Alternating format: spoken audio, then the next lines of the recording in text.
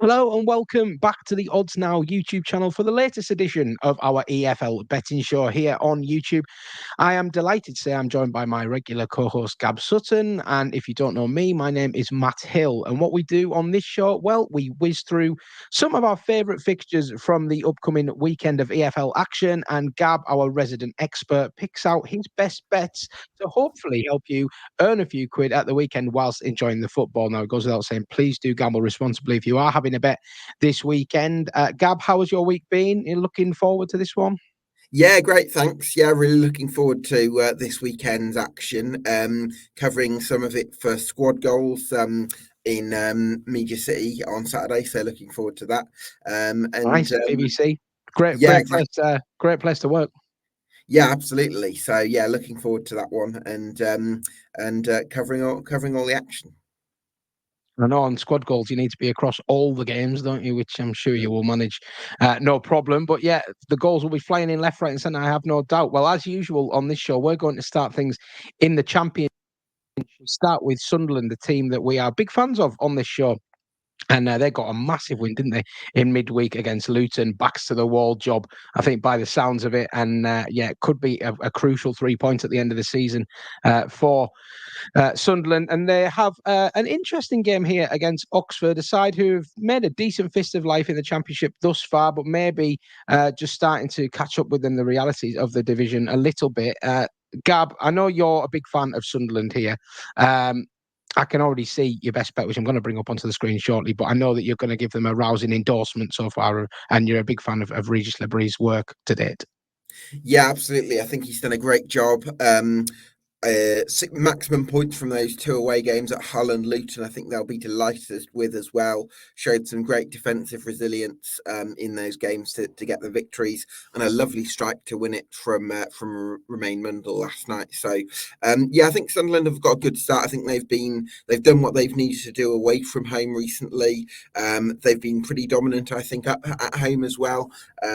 Other than against Leeds, where they needed a bit of a favour from the opposition goalkeeper. But yeah, I think Sunderland are a very strong side at home, whereas Oxford United, they've got a great tally so far, 21 points, but only two of those points have come on the road. So yeah, I expect Sunderland to win with the talent of Joe Bellingham and Chris Rigg on display. And I know you've put Sunderland up to win to 0 here, Gab. I mean, that's a confident endorsement. Is that more like giving credit to the Sunderland back line, or is it just fear about Oxford's form, particularly on the road, as you touch on? They've struggled away from home, haven't they? They have, yeah. I think partly that Mark Harris for Oxford started the season in sizzling form where he's scoring from anywhere. Maybe died down a little bit and has found life a little bit more difficult. And then part of it is Chris Mepham, I think for me, is one of the best centre-backs in the Championship, and he's forged a great partnership with Luke O'Nien. I think what you always look for is some defensive consistency, and you've got Anthony Patterson behind Trey Hume, Luke O'Nien, Chris Mepham, and Dennis Serkin, and so there's a real consistency there in terms of that defensive unit, and I think that's going to help as well. Okay, well, Sunderland getting the endorsement from Gab there, 17-10 to win to 0 at home to Oxford. We're staying in the Championship for our second game, which sees West Brom entertain a rejuvenated Cardiff City, who had just 1 point from their first 7 games this season, but have taken 10 points from their last 4. It's been a remarkable turnaround for the Welsh club, included a 5-0 routing of Plymouth a couple of weeks ago, and followed that up with another 2-0 win last time out as well. So Cardiff go into the Hawthorns with their tails up, Gab. You would think they would have a chance of sort of defying the odds here. I'm certainly thinking that's the way you're going to go on this one. Yeah, I think they were 15-4 or something like that, which for me is a massive price for a team in the form that Cardiff are in, bearing in mind that I think whenever a caretaker manager comes in and does well, it feels a little bit like you've got to judge them from the point that they came in as opposed to over the whole season almost. And I think with Cardiff, they've won 3 home games to 0, including that rout of Plymouth Argyle you mentioned. But actually, even the game they drew away at Bristol City, that was a really positive display as well, where that they've gone from really struggling and looking very flat under Errol Bullitt to all of a sudden one of the more creative and dynamic teams in the league. So for me, I think Cardiff City are very underrated. I can see why West Bromwich Albion are favourites, but maybe not to the extent that they're sort of priced up as, bearing in mind that the Albion themselves are actually winless in 5 as we go to kick off. So yeah, Cardiff a bit underrated for me, and I think you can get a good price on them to return from the Hawthorns unscathed. Yeah, just on Cardiff and Omar Risa, we've seen this so many times with caretaker bosses coming in and having that initial bounce and impact, and it can be difficult sometimes to know whether that is sustainable and whether they should get the job on a long-term basis. But then it becomes very difficult for the club to ignore, doesn't it? When you keep winning, it makes the decision really difficult to look elsewhere. How do you get the feeling Cardiff are going to play this one? Because it's a Do you know what, Matt? I would actually delay a big managerial commitment. I think this is a great situation that they've got into now, where they've got a manager who's proven he can get the best out of the players in front of him. I'm not going to say, hand Omar Reitzer a 5-year contract tomorrow, because I think sometimes that's where mistakes can be made prematurely. But I think it's a really good situation just to look at Omar Reitzer and see, sit back. How do things, let things breathe, let the situation play out, and then possibly commit to giving him the job until the end of the season and then reviewing things from there. So I think Cardiff City board have got to be very careful about this, but I think when you've got a manager in front of you that's getting the best out of the players and has made big decisions like bringing in Ruben Colwill for Aaron Ramsey, who's made a massive difference, I think, to the sort of creativity in that tight team. I think you stick with him, certainly for now, and then look at a bigger commitment later down the line. Well, a result at West Brom would only further enhance his credentials, and that is what Gabby's going for. Cardiff or the draw double chance, and odds against 5-4 with BoyleSports, which does look a big price, doesn't it, really, when you consider the form of the two teams. Well, we'll head into League One now, and this looks a tasty affair, doesn't it? Bolton versus Peterborough, two teams that I associate with goals, generally speaking, and not just this season. That's just historically over the last 4 or 5 years. It feels like two of the more prolific sides in the EFL. Gab, I think you're forecasting goals in this one by the looks of your best bet. Talk us through where you're leaning here. Yeah, I think Peterborough are really underrated. So I've gone with both teams to score and Peterborough to win. I don't think it's very common, Matt, that you would be able to get the highest scoring team in the league, which Peterborough are after that 5-1 victory over Blackpool in midweek, to win, and both teams to score and have the odds of the bet be 6-1. I think that's a great price. I do think Peterborough will concede because I don't think they're as good as defensively as they have been in previous seasons. But I also sense a bit of unrest at Bolton Wanderers. I saw them at Birmingham in midweek. I didn't think they played particularly well. I think maybe Lincoln actually gave us a better game on Saturday. And I think there's a bit of unrest there with a bit of uncertainty about Ian Evatt and the possibility some fans feel like they need a change. They're actually in good form, Bolton, on paper. I think it's 13 points from their last 6 games, but they've all come against lesser sides, your Crawleys, your Northamptons. So I'm not sure that I'm not sure that Bolton deserve to be priced up as heavy sort of odds-on favourites in the way that they are. So I actually think Peterborough, given the form of Ricky J. Jones at the moment and Kwame Poku certainly, I think Peterborough to win and both teams to score at 6-1. That would probably be my knack for this weekend. Wow, a big price one, but I totally see it because Peterborough, like you said, the games aren't dull, aren't they? So many 3-2s and 2-2s and what have you, and yeah, you would think they'll go toe to toe with this Bolton side. I just want to follow up a little bit on what you said there about Ian Evatt, and we talked what feels like only 3 or 4 weeks ago about the knives being out for Ian Evatt. They since have gone on this better run of form, but as soon as they suffer a negative result, and this is a 2-0 loss against the overwhelming league favourites, there's that turn again in the fan base, isn't there? And I suppose that's never really gone away. For me, it's very difficult for a manager to come back from that once the fans have sort of started to turn in that fashion. Do you see Ian Evatt still being manager of Bolton Wanderers at the end of this season right now? Yeah, it's a great question because you're right. There was a bit of a resurgence after I think it was the Huddersfield game. They lost 4-0 at home to in September, and the Knights really were out from at that point. I definitely think that the board have been supportive of Ian Evatt because I think they had a few conversations after that game, and that was when Bolton were in a far worse position. Now they've got 17 points on the board and a little bit closer to the playoffs than they were, but yeah, I do wonder if there could come a point at which Ian Evatt has served his purpose for Bolton Wanderers, and he's been a great manager for them over the last 3 or 4 years, and left them. If he does go, he'll leave them in a much better position. But maybe there's a feeling that there needs to be some fresh ideas to take them forward. It does feel that way. I've got to be honest. I'm struggling to see a happy ending there for Ian Evatt and Bolton Wanderers, but time will tell, I suppose. Peterborough for Gab in that one with both teams scoring a huge 6-1, and it's even had the endorsement of his weekly nap. While we stay in League One for Gab's boys, Birmingham, the league leaders, the overwhelming title favourites, they go to Mansfield Town, who've had a fantastic start to life back in League One. I think any Mansfield fan probably would have taken the season that they've had thus far. However, this proves to be their biggest challenge of all. And I think Birmingham, having suffered that surprise defeat to Charlton, then you are going to inevitably suffer a couple of bad results, however good you are throughout the course of a season, most of the time. They've bounced back really well, haven't they, Gab? And they've covered the -1 handicap in their last 2 outings. And I think that is something that you're looking to exploit again here.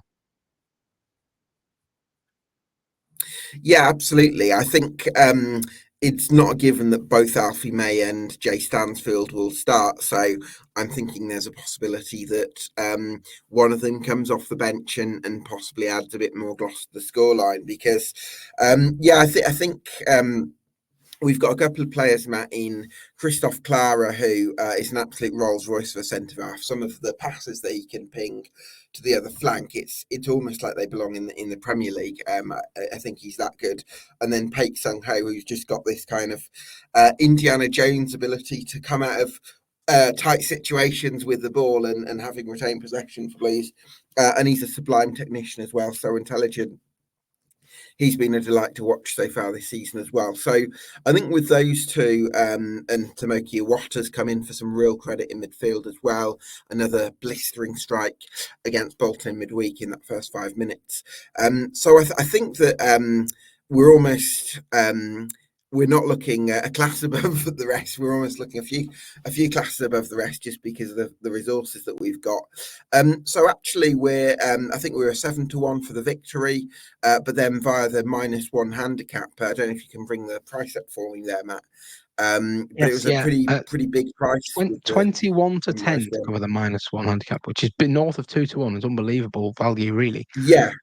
Yeah, I like that. 21 to 10. I think that's a good bet. So I'm happy to go with that. As I say, they covered that in the last 2 victories. So that does look a juicy price. I just wanted to, obviously, we're going to come on to Birmingham a little bit more because they are our club in focus this week, just as we discussed Carlisle at length last week. But are you seeing a pattern of how teams are trying to play against Blues, or is there no sort of consistency there? Is everybody sort of taking a different approach, or are you seeing a lot of low blocks and holding on?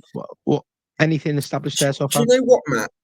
I think the teams that have probably caused us the most problems are the ones that have actually gone after us really early on. I think I said to you last week that I think Lincoln might score an early goal, and actually that one came off because they did score in the first minute, and then we did sort of turn that one around. Sadly, the bet itself didn't quite land. So I think when teams really press us, I think that can be a problem for us sometimes that we've not always been able to deal with. But I think, we maybe do better against possibly the older side. Say Bolton Wanderers are a bit on the older side of the age spectrum. I think Mansfield are as well with the way Nigel Clough builds his squads, because I don't think we're going to have as much consistent pressure against the ball, perhaps. And as much as I like Will Evans and Lee Gregory for their work ethic up top for Mansfield, they are quite an old side, so I'm not sure they're really going to be able to get after us much. So yeah, I'm pretty confident that we're going to be able to impose our game on them from the off, really, and hopefully that results in a comfortable victory. Yeah, we shall see. I do like that price. I like that angle in as well. Well, we've tackled Championship and League One. That leaves us with League Two. Interesting game here at Valley Parade as Bradford take on Doncaster, two of several teams in League Two with promotion aspirations this season. Donny at one point were into favourites for the league. They've just that's cooled a little bit, shall we say? But it's very, very competitive and congested at the top of the moment, isn't it? So things can change pretty quickly. Just as with Gillingham, as we're soon to come on to in our other League Two game, they were flying at one point. Now it feels like a panic station. So things change quickly. But Doncaster going to Bradford here. Bradford haven't had much to smile about over the last few years in League Two. There is a bit of a feel-good factor creeping back into the club, I think, but obviously with a little bit of caution just because of previous experiences. But this will be a tough game for them against Doncaster, Gab. And I look at this kind of game, I'm struggling to call it. How do you see it? Yeah, I think I agree. I think it's going to be a tight game, but I'm surprised Doncaster were priced as big as they are.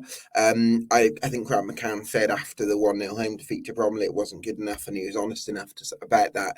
But I think sometimes with the traders, there's the risk of overreacting to individual results and kind of maybe losing the perspective on how good a team is overall. And for me, Doncaster Rovers, I still see them as a top three side.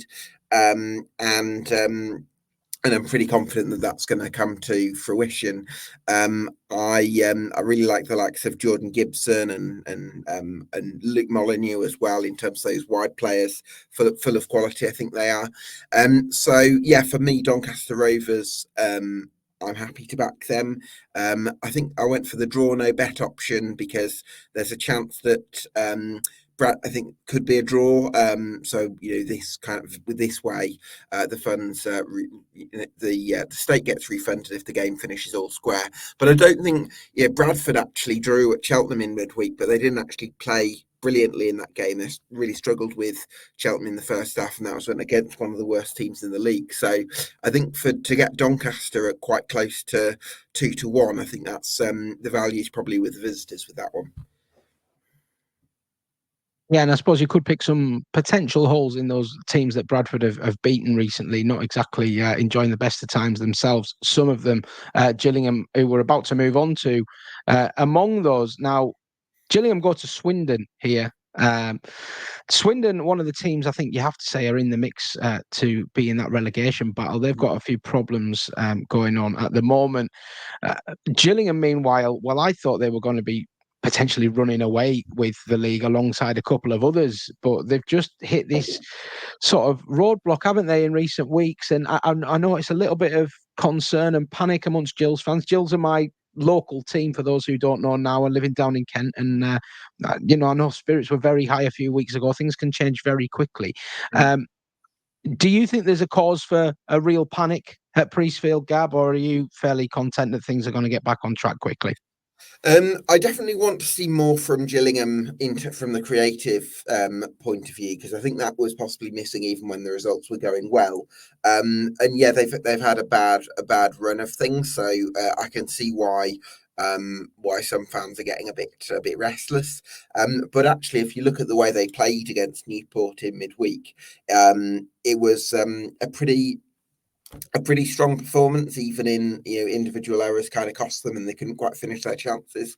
But I feel like I looked at the prices for this. I think Gillingham were 9-4, which I think is you've got to look at. I appreciate recent form. It has been horrendous for Gillingham, but I would still see Gillingham as a team that I would expect to be at least in the playoff conversation this season. And I would still expect Swindon to be in that bottom 8. And for a team that's sort of a prospective playoff contender to be bigger than 2-1 at a team that's like could be a relegation candidate, I think is enormous. So again, I'm happy to go with Gillingham and kind of back them to put the chance away that they maybe didn't in midweek, bearing in mind that Swindon, I think, have only won once at home so far this season. Bit of fans aren't happy there for lots of reasons off the field. A lot of fans aren't happy with Mark Kennedy at the moment. I think, I fancy Gillingham to get back to winning ways and put the blip behind them. Yeah, and you mentioned Gillingham against Newport in midweek, 25 shots to 4 for Gillingham, and they lost 2-0. So I think there is a little bit more to be read into that than the pure result, as Gab suggests. And that could end up being one of the steals of the weekend. I certainly like the look of that one. So I will recap Gab's best bets before we go. But first, we want to go into our new Club in Focus feature. And last week, Gab grilled me on Carlisle for 10 minutes or so. And now it's my turn to reverse the roles and talk to him about Birmingham City. So, Gab, before we dive in, I'm just going to give us a little... It's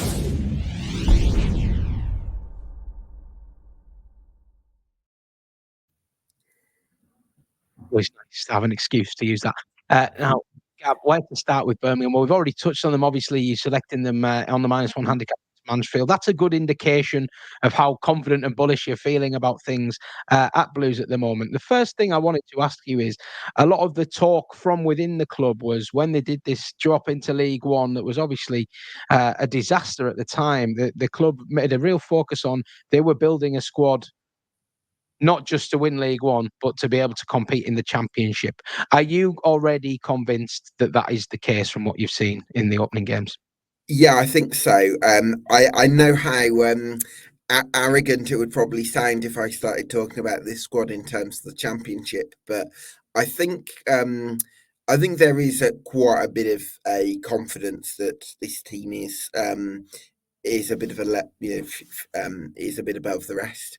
I think so. I think for me, in terms of the Championship, the good thing that we've got is that because we've got players like Iwata, Stansfield, Clara, who have all Paik Sung Ho have been amazing. Lots of players who look like they're ready to go straight into a top half Championship side. So I already feel like it's going to be a case of quality over quantity in the summer. So that's the exciting thing as well. And do you know what? I like the idea of going into the Championship, having won a title as opposed to another season, because we've spent a long time sort of just keeping our heads above water. So actually to go into a season, if we can achieve it, having won promotion out of a division and possibly won a title, then that would be great. Because it can, you've seen it with Carlisle, didn't you? You won back-to-back promotions under Simo in the noughties, didn't you? So We did. you win one promotion after a relegation, it can sometimes give you the momentum that you need. Yeah, I was going to ask you about that mindset, because there is a case, I do think, for clubs stagnating quite often in divisions and just needing maybe to take a step back in order to take those steps forward. Fans don't like to hear that, but do you think that, is it fair to say that this relegation to League One may have been a blessing in disguise in some ways and just gave the club a little bit of a wake-up call and a shake-up to refocus on that overall goal? Because I'm thinking back to, you had some really troubled times in the Championship, didn't you? And it just feels like the whole place is galvanised now. Yeah, definitely. I like to think some mistakes have been learnt from in terms of the current regime, but also I think it's a really exciting thing that's the other thing, Matt. You go to St Andrews now, and the atmosphere around the ground is just incomparable to what it was previously. So now the players walk out, and there's fires going off along the sides of the sort of the walk that the players do. There's fireworks going off. There's really The Americans for you.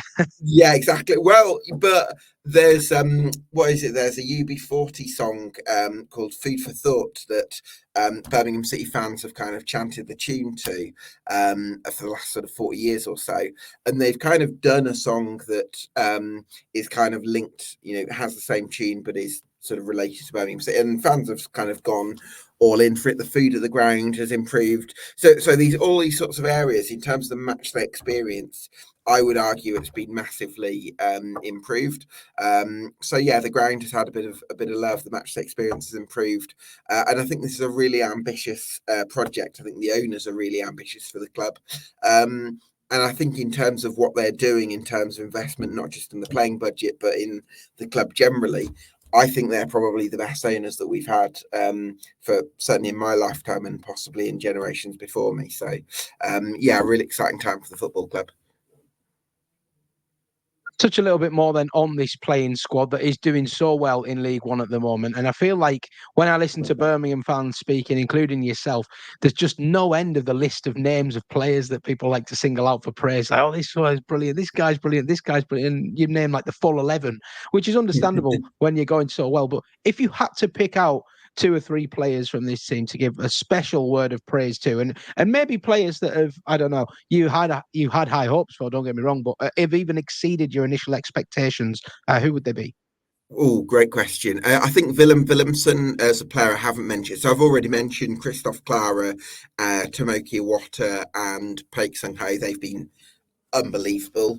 Stansfield people know about because we spent 20 million on him. The other one would be Willem Willemsen, who is a really good spot for us. I think he's brought bags of energy to this team. And that's the other thing. There's been players that have kind of, I wouldn't necessarily have guessed, given the budget that we've got, that somebody like Keshi Anderson would be becoming a regular starter for us. But with his work ethic and strong running and skillful play out wide, he's become quite important for us. Willemsen's with his vision as well has been very strong, and even somebody like Alex Cochrane at left back. So the way we play, the right back plays really high and wide, and the left back kind of tucks into a back three. Alex Cochrane has done that job really well, and he keeps moving the ball really swiftly. So yeah, I'm in danger of going through the whole 11 at the moment. But You're doing it again, Gab. Yeah, I'll I let know. you off. Yeah. You said one. I will let you off, but that just sums it up, doesn't it? It does, Yeah. and it's it must be a brilliant place to be in as a Blues fan. I just want to as well give a word to the manager, Chris Davies. Now, I've said this previously. If I had to pick a potential worry about Blues going into this season, a reason that I wouldn't immediately say yes, that 2-1 available for them to win the league, which now looks a steal, obviously. That was the only thing that just worried me a little bit. How would he do in that first senior job? Because we know he had a fantastic coaching pedigree. But he does seem to have adapted to things very quickly. It looks like a really shrewd appointment now. Give me a little bit of insight into how he works and what you've made of him as a character as much as a manager. Yeah, I think he's certainly very passionate, and I think fans have appreciated that.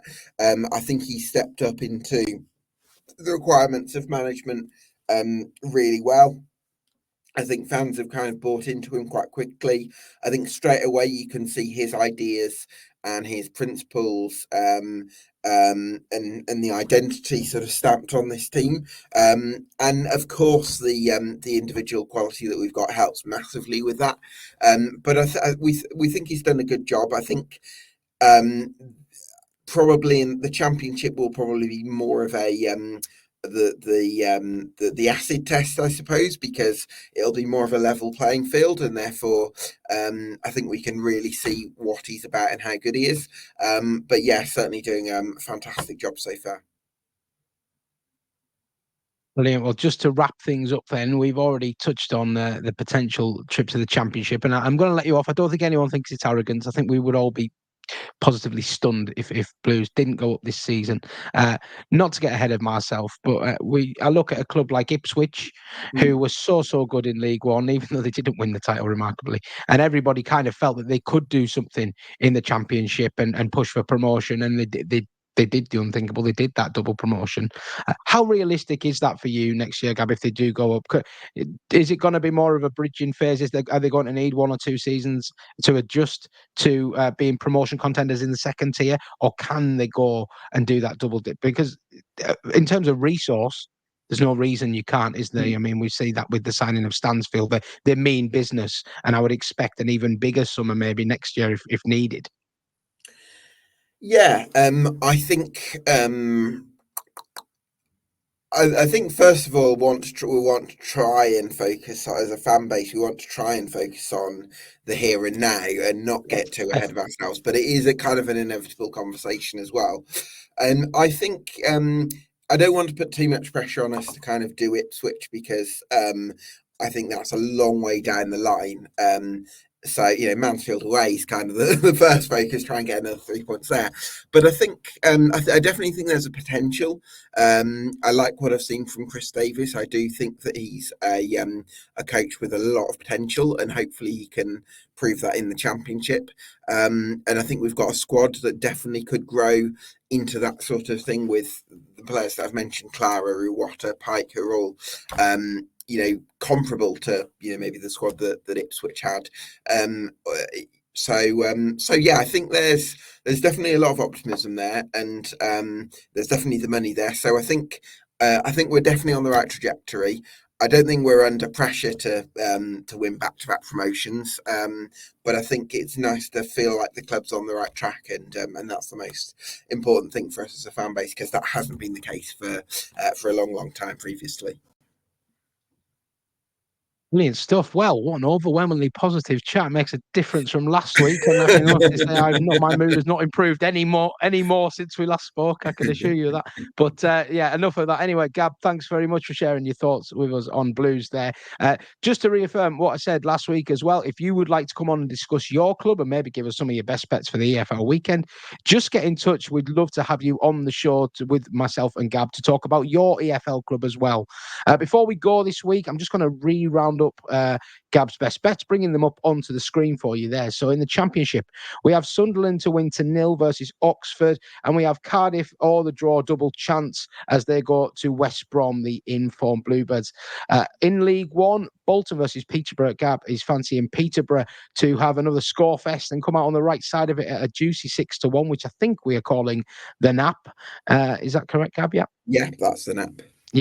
Yeah, and then other rousing endorsements for Blues -1 on the handicap against Mansfield. In League Two, we have Doncaster drawn or bet at Bradford, and Gillingham to end their poor run 9-4 at struggling Swindon. That does look a big price to me as well. Actually, I think that's maybe my favourite of the six. But we shall see. Good luck with your bets this weekend. Thanks for watching. If you are still watching and you aren't subscribed to us now, please do press that subscribe button. We're having a good little surge of subscribers at the moment. It'd be great to keep that going. Give us a thumbs up and let us know your best bets for the EFL weekend in the comments below. Thanks for watching, and we'll see you again very soon.